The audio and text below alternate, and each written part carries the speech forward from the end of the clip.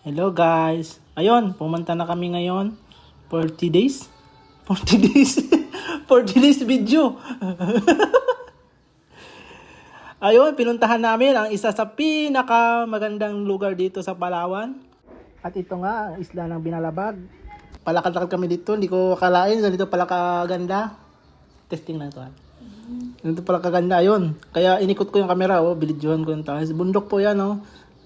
Nag-try kami dyan kung may isda ba talaga. Ayun, yung kasama ko, shoutout pala. May nakasalubong kami dyan dalawa.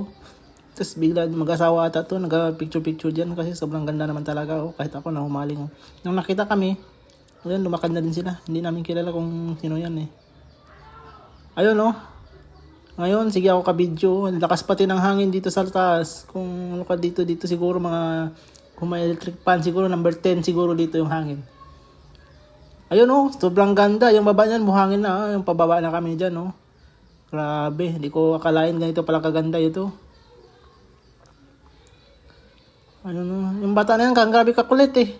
Sama-sama sa amin, di namin na ano Yun Medyo malakas kasi yung hangin ngayon, kaya may alon-alon Pababa na kami dyan, kung napapansin nyo.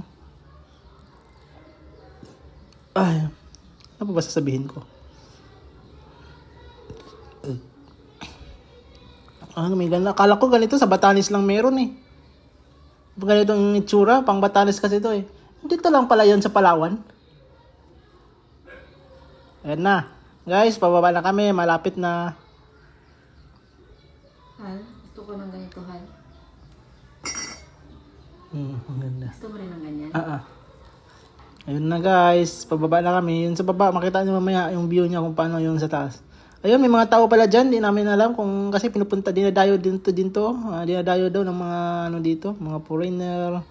Mga kahit mga dito. Mga tao nakatira dito. Araw-araw doon. Di maubusan ng tao. Nagpa-picture dyan. Yung nagawa nila. Kasi yung iba nagka-tiktok. Yan. Ayun Ayun guys. Ayun. Yan na. Grabe kaganda. Parang ito yung pinanuhan ng mga sa TV.